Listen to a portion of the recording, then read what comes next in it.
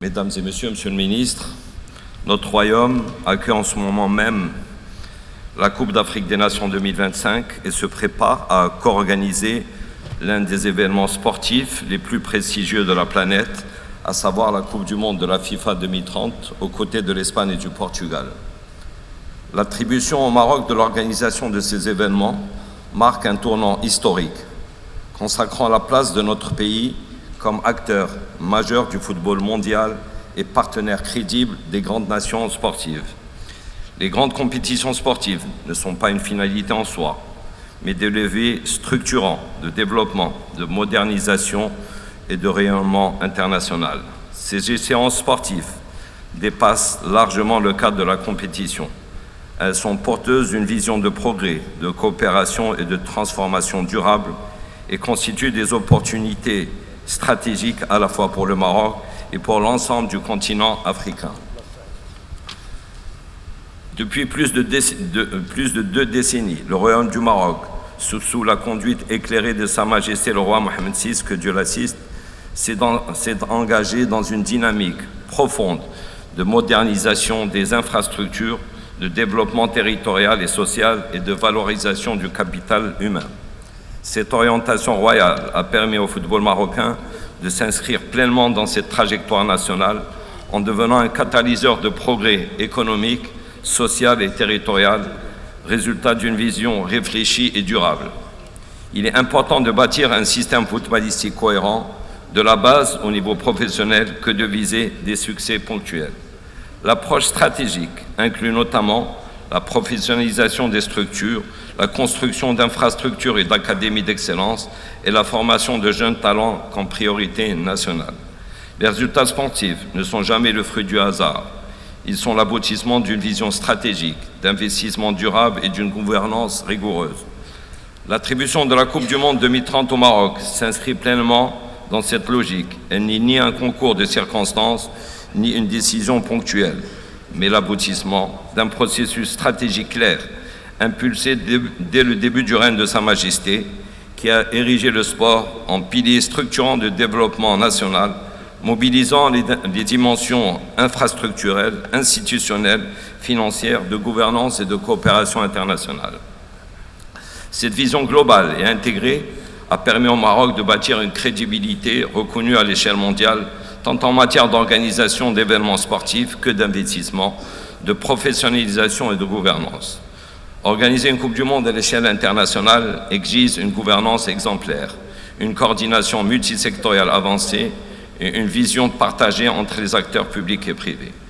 Le football moderne repose sur la performance sportive, mais aussi sur la bonne gouvernance, la transparence financière et la création de valeur économique. La Coupe du Monde 2030 est ainsi bien plus qu'un événement footballistique. Elle constitue un rendez-vous institutionnel, économique, stratégique, géopolitique et civilisationnel, capable d'amplifier et d'accélérer les transformations déjà engagées. Elle représente un véritable projet de transformation nationale. Son organisation mobilise l'ensemble des leviers de développement et impose un changement d'échelle dans la mise en œuvre des politiques publiques. Elle agit comme un accélérateur des réformes déjà en cours, en consolidant les acquis, en stimulant l'investissement, en renforçant les infrastructures, en modernisant la gouvernance territoriale et en renforçant le rayonnement international du Royaume. Le football dépasse aujourd'hui son simple cadre sportif pour devenir un véritable instrument de diplomatie, de développement et d'influence internationale. Le football africain dispose d'un potentiel immense. L'enjeu est désormais de le structurer pour qu'il devienne un véritable moteur réel de développement pour la jeunesse et les économies du continent. Cette Coupe du Monde représente également un levier exceptionnel de co-développement, notamment pour l'Afrique. Fidèle à la vision panafricaine de Sa Majesté le roi Mohamed VI, que Dieu l'assiste, le Maroc n'a cessé de défendre une approche fondée sur la coopération sud-sud, le partage d'expertise et le développement solidaire. Tel que souligné par Sa Majesté le roi Mohamed VI, dans son message adressé en mars 2023 à Kigali, je cite, « Sans précédent dans l'histoire du football, cette candidature commune sera celle de la jonction entre l'Afrique et l'Europe, entre le nord et le sud de la Méditerranée et entre les mondes africains, arabes et euro-méditerranéens. Je termine là-dessus. Elle sera aussi une candidature de rassemblement autour du meilleur de part et d'autre, de la démonstration d'une alliance de génie, de créativité, d'expérience et de moyens. Ancré dans son africanité, tourné vers l'Europe et ouvert sur la Méditerranée et l'Atlantique, le Maroc constitue un pont naturel entre les continents, une plateforme de dialogue, de coopération et de convergence des cultures. Cette réalité géopolitique et culturelle confère au Royaume du Maroc un rôle central dans cette aventure collective, faisant de la Coupe du Monde 2030 un véritable événement porteur de sens et de valeurs. La jeunesse africaine est au cœur de la dynamique positive du football. Les jeunes du continent représentent une réserve de créativité déterminante pour l'avenir du football africain. Il faut leur donner les conditions nécessaires pour s'épanouir et répondre aux défis sportifs et socio-économiques. Le progrès du football africain doit s'accompagner de modernisation et de bonne gouvernance. Il est nécessaire donc de faire une promotion coordonnée du football africain à travers la coopération et l'échange. La Coupe du Monde 2030 représente, comme on le disait auparavant, un véritable accélérateur de croissance et d'investissement avec un impact direct sur les secteurs clés de l'économie, infrastructures, industrie, tourisme, services, innovation et emploi.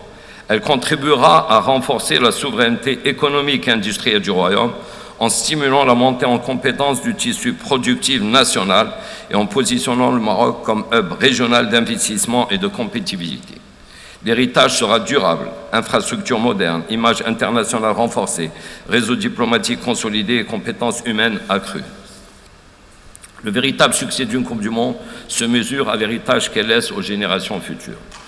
Notre ambition est claire, faire du sport un véritable levier de développement durable, un outil d'unité nationale, un instrument d'inclusion sociale et un pilier du rayonnement régional et africain. La Coupe du Monde 2030 dépasse les frontières sportives. Elle constitue une reconnaissance internationale, une preuve de confiance, mais surtout une responsabilité historique, d'autant plus symbolique qu'il s'agira de la première Coupe du Monde organisée sur 2 continents. Elle représente enfin une opportunité majeure pour valoriser l'ensemble des régions du Royaume, renforcer les infrastructures territoriales, dynamiser les économies locales et projeter l'image d'un Maroc moderne, ambitieux et tourné vers l'avenir. Merci.